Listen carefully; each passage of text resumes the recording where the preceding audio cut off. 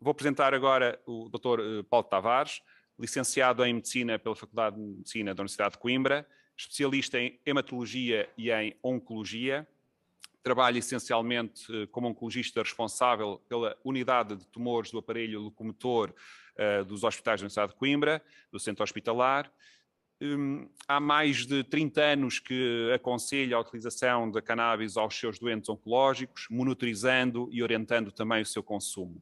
Tem dado várias entrevistas, colocando o tema também na comunicação social e na sociedade civil, rádio, televisão, e tem sido convocado como perito por tribunais sobre a importância da utilização médica de uma substância que em tempos, em alguns casos e ainda agora noutros, foi proibida. Paulo Tavares nasceu a 9 de outubro, ficamos por aqui, em relação sem a referência ao ano, e temos aqui uns enquadramentos interessantes. Foi o ano em que nasceu também um rei português, o rei Dom Dinis, músico, escritor. Não sei se aqui, Dr. Paulo Tavares, se há alguma parecença, se há aqui alguma área da música ou não, de alguma parecença, mas é também o ano de nascimento de um músico de referência mundial e que dentro dos Beatles tem temas muito interessantes como Imagine, diria eu, e portanto agora com o Dr. Paulo Tavares vamos imaginar, perdoem-me aqui a referência, este enquadramento com a conferência A Cannabis em Oncologia. Seja bem-vindo, obrigado pela presença. Obrigado a todos. Vamos então começar esta exposição. Vamos ter que falar depressa, que o tempo é curto. Ora bem, eu vou aqui falar apenas, isso que fique bem claro, em nome individual, embora trabalhe nos hospitais da Universidade de Coimbra, não estou aqui a representar o hospital, estou aqui a falar apenas em nome individual. Tenho já alguns vídeos variados no meu canal de YouTube, que têm aqui o link para poderem aceder. Ora bem, estamos a falar de uma planta que apareceu pela primeira vez no planeta, na Ásia, e que já chegou à Europa entre 1,2 a 1,8 milhões de anos. Houve uma deriva genética desta planta e assim apareceram diferenças entre a cannabis europeia, sativa, e a cannabis índica da Ásia. Mas, ao longo de todo este tempo, houve numerosas hibridizações e cruzamentos entre as várias plantas e neste momento, para os botânicos mais fundamentalistas, já não existe um grande fundamento taxonómico de diferenciação entre a sativa e a índica. Mas toda a gente que está no circuito da cannabis continua a usar estas designações das três variedades, da sativa, da índica e da ruderalis. Esta ruderalis, conhecida em português pelo cânhamo, e que se distingue das outras duas por não ter praticamente componentes psicoativos. Ora bem, a cannabis tem dois grandes interesses. Um deles é as suas fibras e depois os seus compostos químicos. E porquê é que as plantas desenvolvem estes compostos químicos? As plantas não podem fugir, como fazem os animais quando se sentem ameaçados. O animal está desconfortável num sítio, desloca-se para outro. As plantas estão presas à terra e têm que se defender das várias agressões, de falta de água, de frio excessivo, de calor excessivo e de predadores, sintetizando compostos químicos para a sua própria defesa. E alguns destes compostos que nos interessam. Em termos de fibra, todas as plantas do género cannabis têm umas fibras de muito boa qualidade e muito resistentes, e que, inclusivamente, há alguns historiadores que dizem que sem a cannabis não teriam sido possíveis as descobertas portuguesas, visto que quer as velas, quer o cordame das caravelas, foram feitas com cannabis e só por isso é que conseguiram resistir às intempéries das suas viagens pelo mundo. Muito curioso também que, a meio da Segunda Guerra Mundial, o presidente Roosevelt mandou fazer este vídeo que está disponível no YouTube, que é muito curioso, para estimular que os agricultores americanos cultivassem cannabis, porque, dizia ele, era fundamental para o esforço de guerra esse cultivo da cannabis. Não da parte dos compostos químicos, mas aqui, lá está, da parte da qualidade das fibras da cannabis, que eram muito importantes. Ora bem, O que distingue a cannabis das outras plantas, ela tem na mesma os outros componentes das plantas, mas tem então este grupo de canabinoides que nos interessam, mas tem muitas outras coisas. Há várias, para além dos canabinoides, há muitos outros componentes e vão-se descobrindo cada vez mais componentes da planta com interesse para a ciência. Ora bem, se nós olharmos para uma flor de cannabis ao perto, vemos que ela tem este aspecto polvilhado branco, este aspecto nevado, e que, visto com maior ampliação, visto com uma lupa, vemos que são estes organelos, estes pequenos organelos nas flores da planta, que são os chamados tricomas, onde a planta sintetiza e armazena os canabinoides. É, portanto, nos tricomas que estão os canabinoides, e é com os tricomas secos que se prepara o haxixe. Portanto, as flores secas são esfregadas numa peneira fina, o pó resultante depois é prensado e dá origem, então, àquele aspecto de tabletes de chocolate que tem o haxixe. É, portanto, nos tricomas e não no resto da planta, muito menos nas sementes. Ora bem, como medicamento, é muito curiosa a descoberta desta múmia no gelo da Sibéria. Isto é uma moça na casa dos seus 20 anos que, por ter estado enterrada no gelo, a múmia foi muito bem conservada, e vêem-se inclusivamente aqui as tatuagens da moça, e por ressonâncias magnéticas feitas à múmia, descobrimos que esta rapariga morreu de cancro da mama metastizado, com uma extensa metastização óssea. E muito curioso, esta múmia trazia à cintura uma bolsa com flores secas de cannabis, ou seja, há 2500 anos atrás já havia uma consciência dos povos europeus da utilização da cannabis como medicamento. Mas ela só entrou na medicina ocidental pela mão deste senhor, que era um médico irlandês, que nasceu no início do século XIX, que esteve a trabalhar na Índia e que trouxe, então, vários exemplares da planta e escreveu extensamente sobre ela, e muito curioso que ele já dizia que ela tinha capacidades analgésicas, sedativas, anti-inflamatórias, antiespasmódicas e anticonvulsivantes, isto no início do século XIX. É claro que a indústria pegou logo nisto, e bem, e se começaram a vender nas farmácias vários extratos de cannabis, portanto, em meados do século XIX. Vemos que também, muito curioso, nos folhetos informativos para os doentes que vinham acompanhar as formulações que se vendiam livremente nas farmácias, vinha esta frase que eles não foram capazes de matar nenhum animal por maior dose que dessem de cannabis, ou seja, a cannabis passou a ser, dos produtos presentes na farmácia, o produto mais seguro de todos, porque era o único que não matava, não se conseguia matar ninguém com aquilo.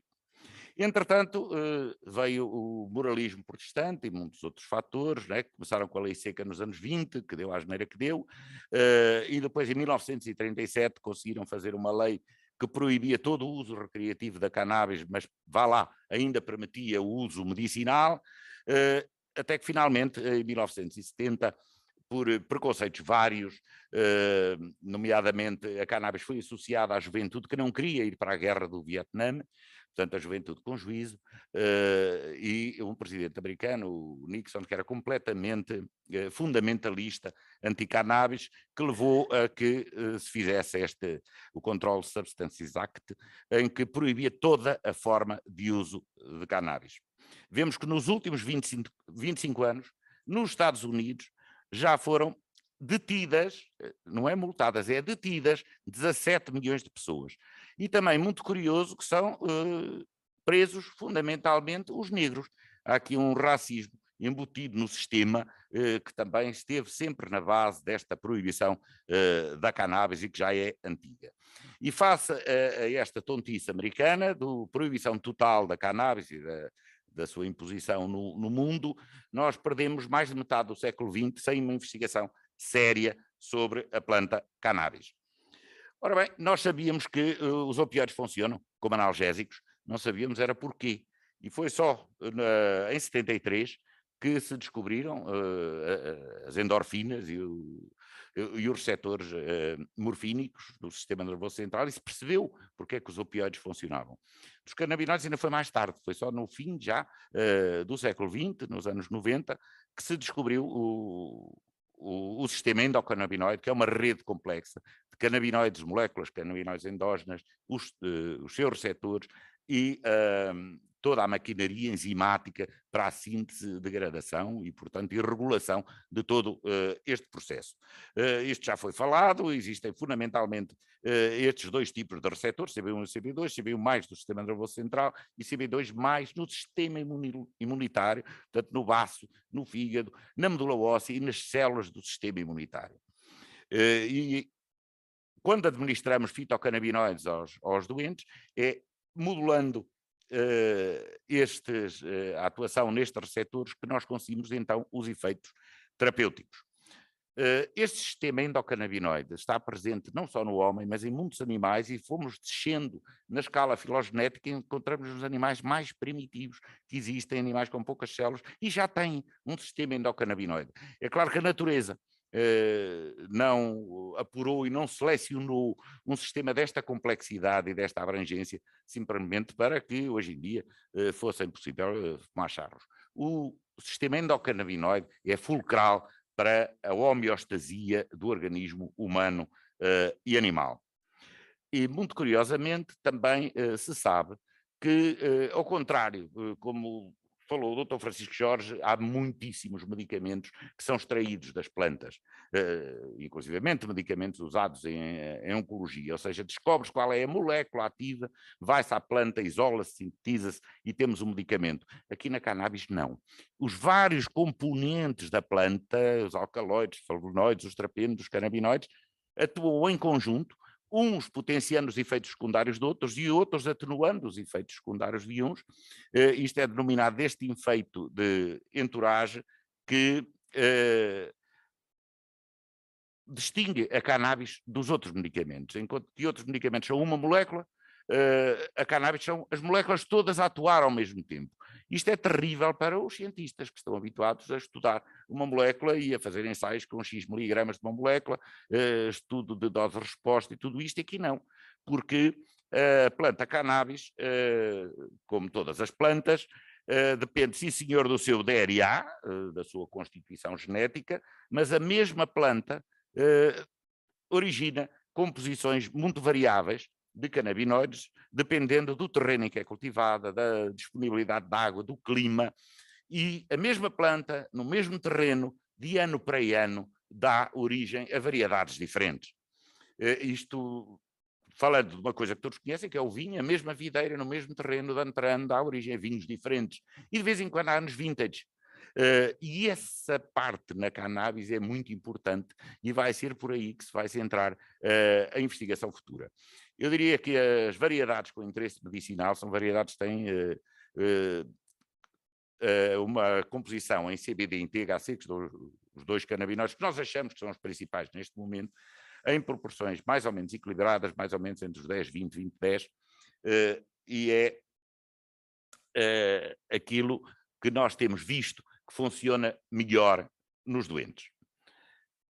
Para mim, o que é que me interessa? Interessa-me dois aspectos. Um deles é isto, que é a dor, particularmente a dor oncológica, em que os canabinoides não só têm a ação analgésica de per si, mas principalmente são sinérgicos com os opioides e permitem-nos, assim, diminuir a dose necessária dos opioides para o controle da dor. E o outro aspecto muito importante é que os canabinoides são antieméticos de largo espectro.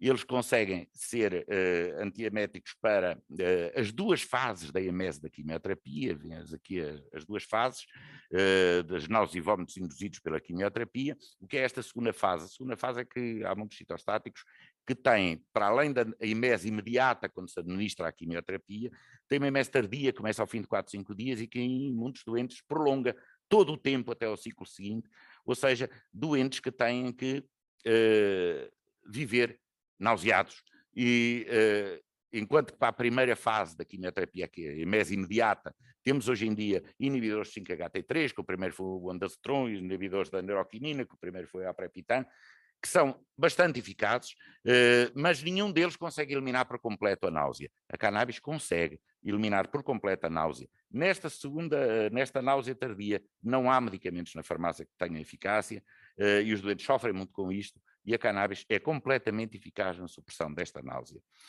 O grande problema que temos em oncologia é que, por um lado, a doença oncológica dá anorexia de per si, e a quimioterapia e os opioides, curiosamente mais nas mulheres, dão uma náusea terrível. De tal maneira que há doentes que têm que, todos os dias ao pequeno almoço, decidir se querem passar um dia sem dores, mas a vomitar, ou se querem passar um dia a comer, mas cheios de dores. São decisões que não deveriam ter que ser feitas.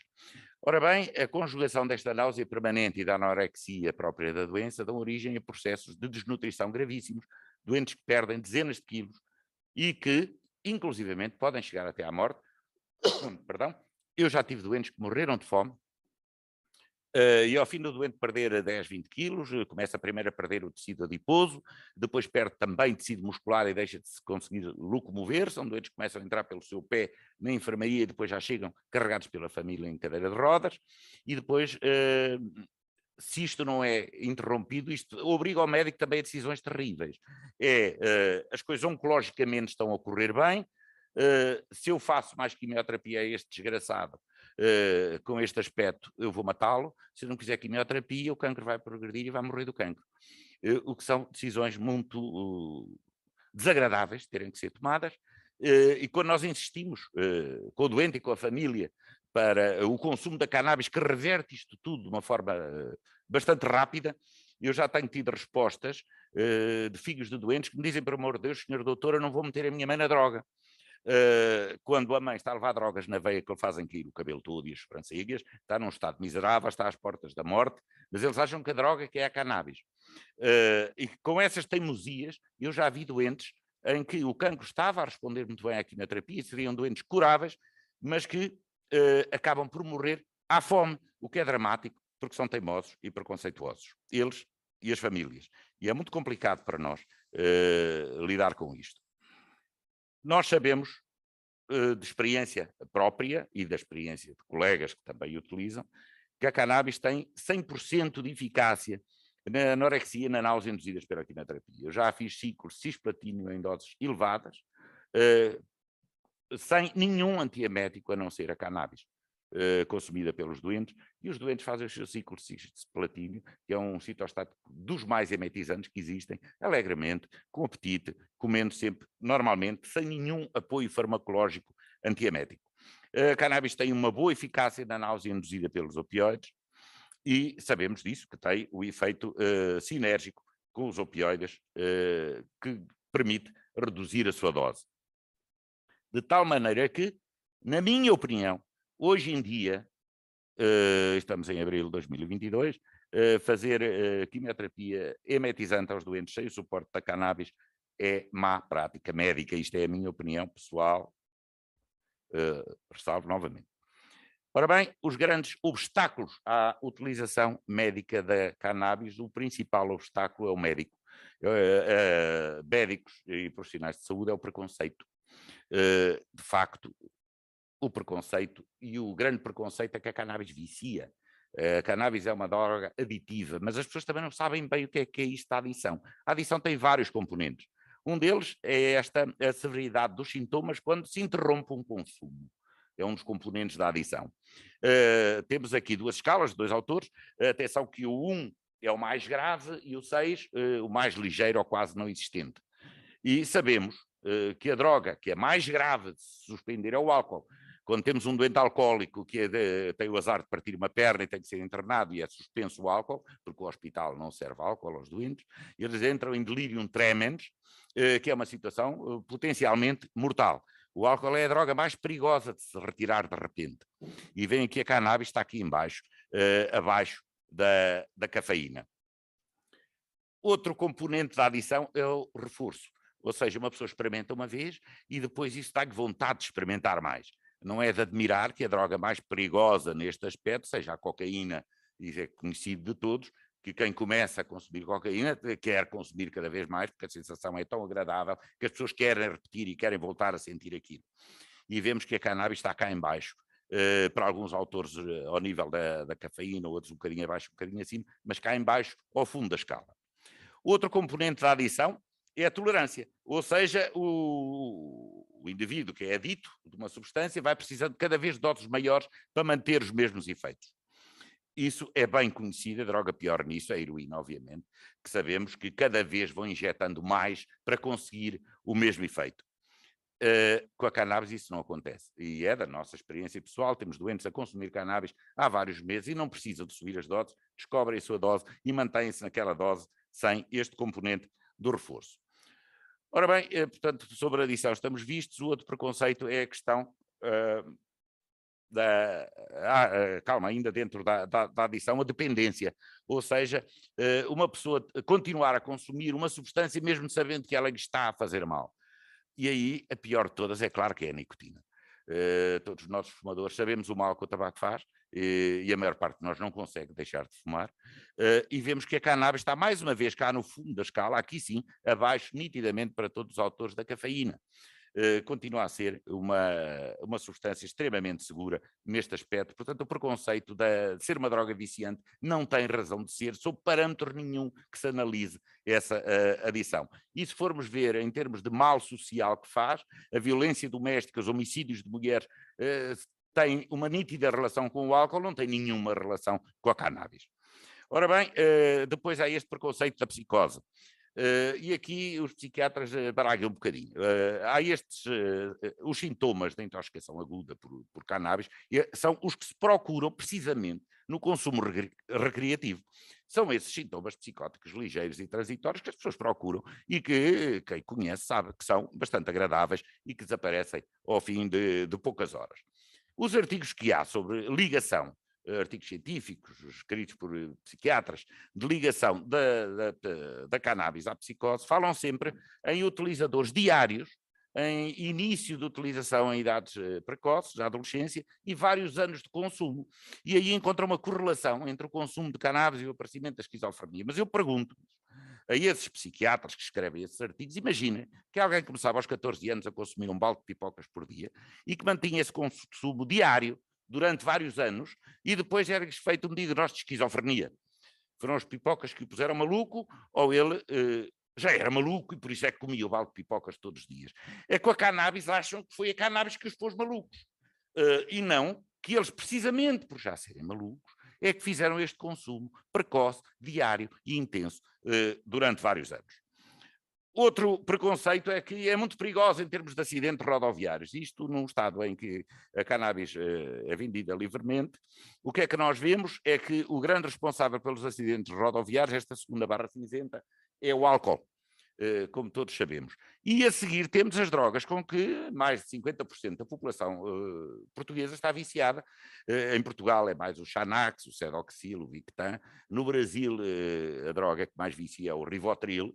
Eu tenho a certeza que mais de 50% da população portuguesa toma e está viciada nestas drogas, e vemos que são muito mais responsáveis. E particularmente quando as pessoas, que são muitas, que tomam estas drogas psiquiátricas de forma diária, associam com o álcool, aí dá esta primeira barra cinzenta, aqui sim um enorme risco rodoviário. Vemos que a coitadinha da Marijoana está aqui com o risco muito baixo, de 1,83, é a substância que menos mal faz em termos de acidentes rodoviários. Quem é contra a cannabis, por ser, costuma argumentar que são precisos ensaios clínicos. Ora bem, o que é um ensaio clínico? Um ensaio clínico é um procedimento que visa avaliar a eficácia e a segurança do medicamento para ele poder ser autorizado a entrar no mercado. E o que é que temos na cannabis? Temos uma eficácia conhecida há milhares de anos e temos os resultados reprodutivos em todo o mundo. Aquilo que eu faço com os meus doentes oncológicos, de os pôr a consumir cannabis durante a quimioterapia, eles manterem-se sem náusea e com apetite e a comer, qualquer médico que faça isso em qualquer lado do mundo obtém os mesmos resultados. Isto é conhecido, não é preciso nenhum ensaio clínico para testar a eficácia da cannabis. Por outro lado, sabemos que a cannabis é das substâncias mais seguras que existem. Pode-se morrer com tudo, até com água, mas a LD50 do THC não é realisticamente possível de ser atingida com qualquer quantidade de consumo que se consiga. Ou seja, a eficácia está à vista, a segurança está à vista, e quanto à autorização de entrar no mercado, felizmente, parece que temos uma lei que autoriza a cannabis entrar no mercado. Não é um decreto-lei, não é uma portaria, é uma lei emanada da Assembleia da República de 2018. Isto quer dizer que temos, portanto, a eficácia verificada, a segurança verificada e a autorização de entrar no mercado verificada. Portanto, não são necessários ensaios clínicos nenhuns, tudo isso é mito e é a conversa de quem quer empatar a entrada da cannabis no mercado e alega estas coisas. Em termos de preconceitos estamos vistos, essas empresas também não se têm portado bem. Por exemplo, este é um anúncio de uma loja de produtos naturais muito conhecida, presente em vários centros comerciais, vende aqui uma coisa que é o óleo de sementes. Eles falam em cannabis sativa, porque sabem que os doentes já ouviram falar da cannabis sativa, falam que tem o THC inferior a zero, é claro, não tem THC nenhum, sabemos que as sementes da cannabis não têm canabinoides, os canabinoides são produzidos pelas flores das plantas. Vejam o preço fantástico, de 1000 euros por litro que vendem este óleo, que não tem vantagem nenhuma médica em relação aos óleos de girassol, por exemplo, que se usam para fritura. Depois, provavelmente influenciadas por esta indústria grande de Amsterdão, que Amsterdão tem uma oferta muito grande de muitas variedades de cannabis para consumo recreativo, feitas por engenharia genética, as empresas começaram também a usar cannabis de engenharia genética. O que é isto, a engenharia genética? Para as pessoas perceberem melhor, compararem as rosas selvagens que conhecem e que vemos aqui numa planta selvagem, rosas em várias fases de floração, e sabem que estas rosas selvagens fizeram um ramo com isto, puserem em casa, que se aguenta mais de uma semana e que tem um perfume intenso, mas quando vão à florista e pedem rosas, é isto que lhes fornecem. São rosas tiradas a papel químico, são bonitas, não podemos dizer que não, mas não cheiram a nada. Põe-nos numa jarra e ao fim de 2 dias já caíram as folhas, estão murchas. Isto é rosas de engenharia genética. Em termos de cannabis é um pouco isto também que se passa. E sabendo nós, de facto, o pouco que sabemos da cannabis selvagem, já vamos sabendo alguma coisa, mas sabemos pouco. Sobre a cannabis de engenharia genética sabemos muito menos. E, portanto, na minha opinião, mais uma vez, é um risco utilizar esta cannabis de engenharia genética nos doentes. Portanto, já vimos que as empresas também não se têm portado bem. E quem também, eu acho, que não se tem portado bem é o Infarmed. E para percebermos este mau comportamento, vamos falar de uma coisa que parece que não tem nada a ver. Foi a questão do aborto, que é uma questão que toda a gente se lembra. Foi legalizado em 2007 e neste momento é permitido até a 10ª semana de gravidez. Antes, a prática do aborto era proibida e criminalizada. E quantos abortos faziam, não sabemos, do tempo em que ele era clandestino, mas não seria muito diferente daquilo que se pratica agora. Temos uma média mais ou menos estabilizada de 16.000 abortos por ano, aqui o picozito no tempo do Passos Coelho, enfim, mas uma média de 16.000 abortos por ano que se praticavam em Portugal. Ora bem, portanto, nestes anos de 98 a 2004, portanto, antes da legalização, houve 18 condenações em 16.000 abortos. E, no entanto, era crime. E dava cadeia.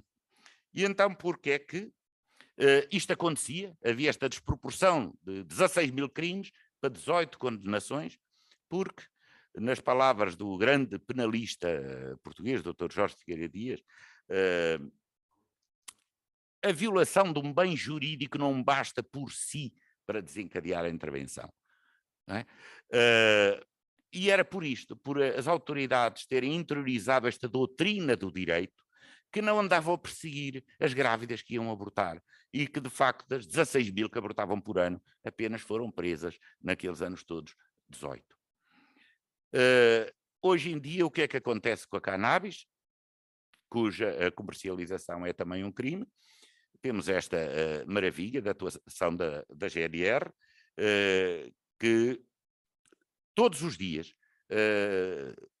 faz detenções por posse e cultivo de uma planta inocente e muito importante para os doentes. Portanto, enquanto a GNR anda entretida com isto, tontamente, não é?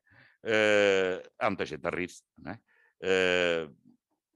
E a GNR talvez fosse melhor que se entretivesse com outro tipo de crimes e não, de facto, com a utilização da cannabis pelos doentes. Desculpa, eu falei do Infarmed, isto era das forças de segurança, obviamente. Vamos ver então como é que o Infarmed se tem portado mal. No mundo civilizado, isto é uma análise de uma cannabis que é fornecida aos doentes para poder ser prescrita pelos médicos. O que é que nós temos aqui? Temos uma análise detalhada dos canabinoides que estão lá presentes, uma análise detalhada dos terpenos e também uma análise daquilo que lá não está, em termos de pesticidas, em termos de resíduos de solventes, em termos de bactérias, fungos e todas essas coisas. E isto é um certificado de análise de cannabis que deve acompanhar toda a cannabis que nós fornecemos aos doentes para sabermos o que é que estamos a dar aos doentes. Pois bem, como eu disse, isto passa-se no mundo civilizado, cá na terrinha o que temos, estas duas coisas autorizadas pelo IFARMED, com estas análises brilhantes. Esta diz que tem menos de 1% de canabidiol, como já vimos, as cannabis que têm interesse medicinal estão ali entre os 10,20 e os 20,10, portanto esta não tem interesse para os doentes, e mesmo do próprio Sativex temos esta composição, que é aquilo que o IFARMED acha que é suficiente para informar os médicos para eles poderem prescrever cannabis. Eu acho que nitidamente não é, e que o IFARMED devia repensar melhor as coisas. Este creme, por exemplo, de Tocalum placenta, a placenta é uma coisa assim um bocadinho nojenta, mas era o creme que se usava em meados do século XX, que a minha mãe usou como creme facial. E hoje em dia, nos cremes de beleza para as senhoras, utilizam-se todo este tipo de porcarias, como a baba do caracol, a gordura das ovelhas, células humanas cultivadas, enzimas de peixe, insetos esmagados, veneno de abelhas. E neste artigo da Harpas Bazar está lá exemplos de produtos comerciais à venda hoje nas perfumarias, com todas estas porcarias misturadas, não é? Desde placentas a tudo isto. Ora bem, qual é a preocupação do IFARMED? É que não possa haver no hidratante de mãos nenhum produto derivado, por causa dos componentes psicoativos. Não, não. O Presidente deixa bem claro que não tem nada a ver com o THC, o próprio cânhamo industrial que não tem THC, está proibido num creme hidratante de mãos. É com isto que o IFARMED anda preocupado. E assim, embora a gente tenha uma lei fantástica que entrou em vigor já em 2018, o que é que temos em abril de 2022? Hoje, nada. Aquilo que devíamos ter, que era meia dúzia de óleos diferentes de cannabis selvagem, saudáveis, bem analisados, presentes nos hospitais, nós não temos nada. O IFARMED não autorizou coisa nenhuma. E é por isso que eu acho que o IFARMED se tem portado mal nesta questão da cannabis. Ora bem, o que é que, quando nós aconselhamos um doente consumir cannabis, porque é importante para a sua saúde, os doentes põem-nos estas questões.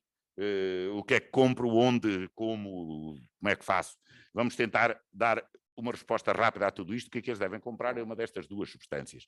Ou as flores secas, que se conhecem cá por marijuana e que são conhecidas no Brasil como maconha e em Angola eram conhecidas como liamba, ou então o haxixe, com este aspecto típico também, bem conhecido, aspecto e cheiro típico destas coisas. Portanto, é uma destas duas coisas que os doentes, infelizmente, têm que comprar. Onde? Não na farmácia, não disponível nos hospitais e lado nenhum. Os doentes, para comprar isto, têm que frequentar à noite, têm que ir aos bares. Num ambiente destes, alguma destas pessoas há de saber.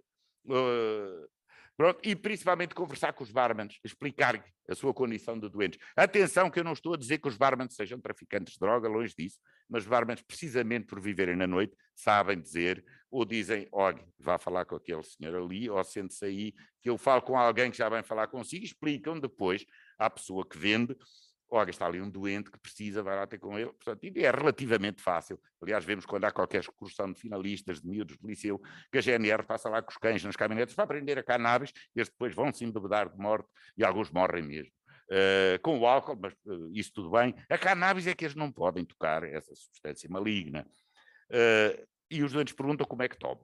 Atenção, a cannabis é lipossolúvel, não é hidrossolúvel, a via retal não serve para substâncias lipossolúveis, a não ser que se pretenda um efeito tópico apenas no reto.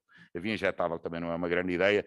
As duas grandes vias, a grande via é a via oral, sem dúvida nenhuma. Não podemos negar a via inalatória, porque há muitas pessoas que fumam cannabis de forma recreativa, e por outro lado, um dos produtos autorizados pelo IFARMED a estar aí administra-se por vaporizador, portanto não podemos negar a via inalatória. Avisar os doentes que por via inalatória o início da ação é mais rápido, sim senhor, mas é mais curto. É preciso, para quem fuma charros e está a fazer quimioterapia, fumar 3, 4 charros por dia. Por via oral, há doentes que conseguem andar estabilizados só com ingestão oral de cannabis ao pequeno almoço, outros precisam de um reforçozinho ao lanche, mas bastam 2 tomas por dia para os doentes andarem bem. O início da ação é um pouco mais demorado, mas o efeito é melhor. O que é que nós devíamos administrar aos doentes? Devíamos administrar o óleo total da planta. E era isto, meia dúzia de óleos diferentes, de empresas diferentes, de cannabis, umas do Alentejo, outras das Beiras, enfim, diferentes, que devíamos ter nos hospitais, cada uma delas com uma análise detalhada da sua composição, e que nós deveríamos prescrever aos doentes e os doentes levantarem na farmácia do hospital. Eu não acho que a cannabis se deva prescrever neste momento, atenção, neste momento, nos consultórios particulares e ser vendida na farmácia da esquina. Acho que deve ser prescrita pelo médico, sim, mas pelo médico hospitalar, e ela deve ser levantada na farmácia hospitalar, como se faz para os medicamentos para a sida, para o cancro, para a tuberculose, para muitos outros, que a forma de prescrição é essa, prescrita pelo médico, fornecida e aconselhada pelo farmacêutico, mas dentro dos hospitais do SNS e não cá fora. Infelizmente, e eu sentidamente o digo, temos que continuar a aconselhar os doentes a abastecerem-se do mercado negro, porque, por causa de tudo aquilo que já vimos, não existe nada no hospital para nós podermos fornecer aos doentes. Avisar as pessoas de que, por via oral, é importante provocar esta reação, chamada descarboxilação. Isto, quando a cannabis é vaporizada, isto ocorre pelo próprio calor do vaporizador, quando é fumada pelo calor dentro do charro, mas quando é para ser comida, esta reação é importante. Tem que ser acima de 100 graus, ou 110. Quando chega aos 150, começa a haver uma degradação dos canabinoides, portanto, convém levar ao forno meia hora à volta de 120, para provocar que permite a formação do THC na sua forma ativa. E depois diluir cannabis, não é? Numa gordura, aquilo que eu aconselho é a manteiga, que pode ser depois usada em tostas, ou introduzida na confecção de bolachas, ou até uma colherada de manteiga na sopa, não tem mal nenhum. Outra questão que os doentes não me perguntam é: que dose devo tomar, senhor doutor? Ora bem, como infelizmente a cannabis que eles adquirem é do mercado negro, nós não sabemos a composição e mais, varia de compra para compra. Nós não sabemos a qualidade daquilo que o doente está a comprar. De maneira, o doente tem que descobrir a sua dose por tentativa e erro. Um doente está enjoado, começa a consumir cannabis e a certa altura deixa de estar enjoado. Pronto, é a sua dose, parou. E é essa dose que deve manter. Sabemos também que, se aumentar a dose, começa-se a rir feito tonto, e nós dizemos aos doentes: se isso acontecer, não se preocupe. Aliás, ao fim de semana, se quiser divertir ou em alguma festa, também não tem mal nenhum ir até à dose do riso, mas normalmente, e para manter uma atividade profissional, vai encontrar uma dose em que não tem náusea, vai comer com apetite e mantém-se perfeitamente lúcido e capaz de uma vida normal e profissional normal, com a cabeça no sítio. Atenção que sabemos também que, se exagerarmos muito a dose, depois aparece a náusea tóxica, com sintomas vagais, com sensação de morte iminente, que é uma situação desagradável, que não tem riscos nenhum. Já sabemos que não morre ninguém com a cannabis, mas que é um bocadinho assustador à primeira vez que se experimenta. Também tranquilizar os doentes: se isto acontecer, que se sentem ou que se deitem, que bebem uns cafés, ao fim de uma hora ou duas isto já passou, não vão morrer de certeza, embora estejam a sentir que sim. Bom, mais uma vez digo, é com mágoa e com infelicidade que nós temos que continuar a aconselhar os doentes a abastecerem-se do mercado negro. Sabemos também que os canabinoides têm muitas outras ações e não vamos ter tempo de falar nelas, só mencionar aqui uma. Descobriram-se que estes dois canabinoides, o ácido canabigerólico e canabidiólico, bloqueiam por completo a entrada do SARS-CoV-2 nas células, e que, se não tivesse desperdiçado metade do século passado sem investigação sobre a cannabis, provavelmente teríamos resolvido esta epidemia sem os gastos que tivemos com vacinas, porque isto funciona em todas as variantes conhecidas até hoje do SARS-CoV-2, de uma forma bastante económica. E há todos estes outros efeitos, há vários ensaios in vitro e já alguns in vivo de ações citostáticas diretas dos canabinoides, ou seja, interesse em oncologia, para além de controlar a náusea da quimioterapia, terem ação direta sobre os tumores. Sabemos que alguns canabinoides têm efeitos antibióticos e conseguem inclusivamente ser eficazes em bactérias que são resistentes aos antibióticos clássicos, e as bactérias e a resistência bacteriana aos antibióticos é um problema terrível que afeta todos os hospitais do mundo. Que os canabinoides, ao modularem o sistema imunitário, conseguem controlar várias doenças reumatismais, doenças de Crohn, doenças autoimunes, artrite reumatoides, que são excelentes sedativos e ansiolíticos. As pessoas, em vez de andarem viciadas em Xanax, se consumissem cannabis, andariam bem melhor, com menos efeitos secundários e não estariam viciadas. E são, como já vimos na exposição do Dr. Diogo Carneiro, excelentes anticonvulsivantes. Ora bem, já vimos também que não são necessários ensaios clínicos e então é prescrever e pronto? Não. É fundamental fazer um rigoroso acompanhamento de fase 4 da administração da cannabis, que agora não podemos fazer porque não temos a composição daquilo que os doentes estão a tomar. Ou seja, estamos a mandar os doentes consumir uma coisa que nós não sabemos de que é composta, nem mesmo nas preparações que a Infarmed já autorizou. Nós devemos estudar as diferenças dos efeitos farmacológicos das diversas composições. Há farmacêuticos que dizem uma cannabis medicinal tem que ser sempre igual, um medicamento tem que ser sempre igual. Não, é das diferenças que nós vamos descobrir as variações. Vamos descobrir que a cannabis daquele ano vintage, daquele terreno, teve um efeito paralelo, que nós não estávamos à espera e que vamos conseguir correlacionar. E vão ser essas pequenas diferenças da composição da cannabis que nos vão levar a várias descobertas e não duvido que algumas merecedoras de Nobel, porque há muita coisa para descobrir na cannabis.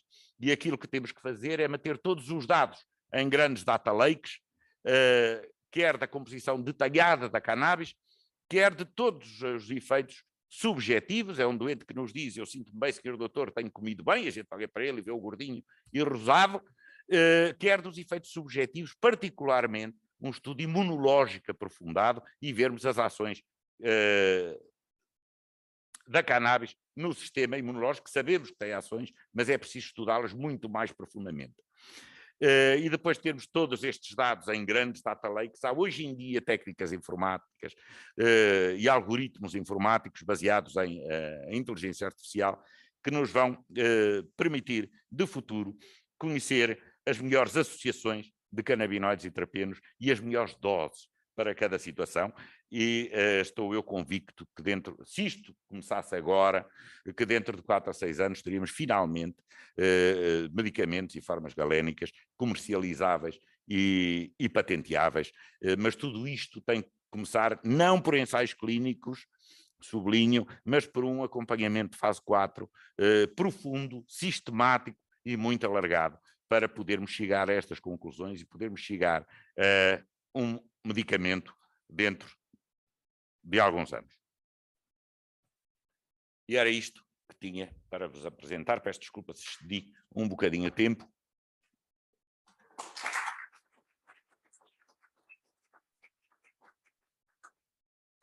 Obrigado. Muito obrigado, Dr. Paulo Tavares, pela intervenção. Tínhamos aqui um momento que já estamos um pouco constrangidos a nível temporal para um momento de mesa redonda, de algumas questões. Um dos oradores, pedi imensa desculpa, mas por outros compromissos também já não pode estar presente. Até a nível de gestão de espaço, Universidade Aberta, todo o processo não ficou muito tempo, infelizmente, hoje, para fazermos aqui uma discussão aberta e um diálogo. Outras oportunidades existirão garantidamente. Vamos tentar contribuir também para isso mesmo. E o que fica aqui, que fique claro também esta ideia, é trazer e dar voz ao tema e a especialistas sobre o tema, com as suas diferentes visões, muitas vezes antagónicas também, convergentes, complementares. Trazer o tema à discussão é um tema que merece a nossa atenção. A saúde é um bem que nos merece todo o carinho. No fundo, temos falado aqui também um pouco de saúde e de doença. Todos nós já fomos infectados com a mais terrífica das doenças. Acho que cientificamente essa sim está com 100% de probabilidade de morte, que é a doença da vida. Portanto, que aproveitemos essa para dar qualidade também à nossa vida e não tanto prolongar alguns momentos menos interessantes que possamos ter. Eu diria, agradecendo ao Dr. Paulo Tavares, Dr. Diogo Carneiro, Dr. Francisco Jorge, a todos os que estiveram aqui presentes, a todos os que nos acompanharam também online, que possamos no futuro, ainda que tendo doenças, não ser necessariamente, sistematicamente, pessoas doentes. e, nesse sentido, acho que a questão da cannabis medicinal é um tema que devemos todos continuar a explorar, trazer para a sociedade civil e vermos nas valências de todos como é que podemos todos contribuir para uma sociedade mais esclarecida também a este nível. Obrigado a todos pela presença, agradeço também ao engenheiro Aldo Vidinha, o grande promotor deste evento e de outros que surgirão para todos fazermos este caminho. Obrigado a todos. Obrigado.